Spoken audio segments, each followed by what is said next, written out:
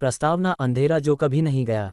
गांव मांडवी का नाम सुनते ही आज भी बुजुर्गों के चेहरे पर डर का साया छा जाता है। ये गांव पहाड़ों के बीच बसा हुआ है। यहाँ हर चीज़ वैसी ही है जैसी 100 साल पहले थी, मिट्टी के घर, तंग गलियाँ और एक बहुत पुराना कुआं। लेकिन इस गांव को बदनाम करने वाला नाम था छतरी वाली औरत। पहला दृश्य शहर से गांव। आदित्य, एक 23 साल का पढ़ा लिखा लड़का, अपने शहर दिल्ली से गांव आया था। उसकी दादी गांव में अकेली रहती थीं। उसका मकसद था कुछ दिन गांव में रहकर दादी के साथ समय बिताना। गांव पहुंचते ही आदित्य को अजीब सी निगाहें महसूस हुईं। हर कोई जैसे उससे कुछ कहना चाहता था लेकिन चुप था। रात को दादी ने उसे पहली बार चेतावनी दी, आदित्य, बारिश शुरू हो चुकी है, आज रात बाहर मत जाना, और अगर कोई छतरी लिए हुए औरत दिखे तो नजरें नीचे रखना, वरना वो तुम्हें ले जाएगी। आदित्य हंस पड़ा, दादी, ये सब बकवास है, भूत प्रेत कुछ नहीं होते। दूसरी रात टकराव। दूसरी रात बारिश तेज हो चुकी थी, बिजली कड़क रही थी और गांव में अंधेरा छा गया था। आदित्य घर में बैठा मोबाइल चला रहा था जब अचानक लाइट चली गई। मोबाइल की बैटरी भी लो थी। उसने टॉर्च उठाए और बाहर निकल पड़ा, गांव के पुराने कुएं की तरफ, जहां मोबाइल सिग्नल कुछ अच्छा आता था।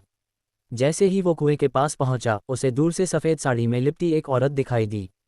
उसके हाथ में काली छतरी थी, लेकिन अजीब बात यह थी कि उस पर बारिश की एक बूंद भी नहीं गिर रही थी। आदित्य ने आवाज़ दी, कौन है आप? औरत चुप रही, धीरे धीरे उसकी तरफ घूमी। जब आदित्य ने टॉर्च से उसका चेहरा देखा तो उसकी आंखों की जगह 2 काले गड्ढे थे और मुंह इतना बड़ा कि कानों तक फटा हुआ। एक पल में उसके रोंगटे खड़े हो गए।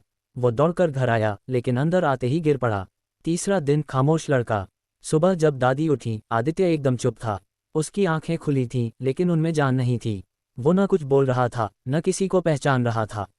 गांव के तांत्रिक को बुलाया गया। उसने आदित्य को देखते ही कहा, इसने छतरी वाली औरत की आंखों में देखा है, अब ये कभी पहले जैसा नहीं हो सकता। अगर जल्दी कुछ नहीं किया गया तो ये भी उसकी तरह बन जाएगा। तांत्रिक की कथा, औरत की सच्चाई। तांत्रिक ने दादी और गांव वालों को वो भयानक सच्चाई बताई। 50 साल पहले गांव की एक औरत को डायन कहकर गांव वालों ने जिंदा जला दिया था। उसने कहा था, मैं लौटूंगी और तुम सबकी आंखों से तुम्हारी आत्मा निकालूंगी। अब हर साल बारिश की पहली रात वो आती है, छतरी लेकर। जो भी उसकी आंखों में देखता है वो या तो पागल हो जाता है या खुद वैसा ही बन जाता है। चौथी रात, अंतिम युद्ध। तांत्रिक ने एक तंत्र विधान की तैयारी की। उसने आदित्य को एक पीले धागे से बांधा, मंत्र लिखे और कहा, आज रात अगर वो आए तो हमें उसकी आत्मा को उसी कुएं में कैद करना होगा जहां से वो निकलती है। रात को सबने देखा, वही छतरी वाली औरत एक बार फिर कुएं के पास थी। लेकिन इस बार वो आदित्य की तरह दिख रही थी। उसके चेहरे पर वही घाव, वही मुस्कान और वो काली छतरी। तांत्रिक ने मंत्र पढ़ना शुरू किया, लेकिन तभी हवा तेज चलने लगी, पेड़ हिलने लगे और औरत तैरती हुई पास आए। वो तांत्रिक की आंखों में देखने ही वाली थी कि आदित्य खड़ा हो गया। उसके हाथ में वो मंत्र वाला धागा था। उसने उसे औरत पर फेंका। एक चीख गूंजी, ऐसी चीख जिसे सुनकर गांव के कुत्ते भी भाग गए। छतरी गिर गई और औरत का शरीर धुएं में बदलकर कुएं में समा गया। अंत पर क्या ये सच में अंत था? अगली सुबह आदित्य होश में था। वो सब कुछ भूल चुका था। गांव में सब कुछ शांत हो गया था। लेकिन तांत्रिक ने जाते जाते कहा, कुएं को बंद मत करना।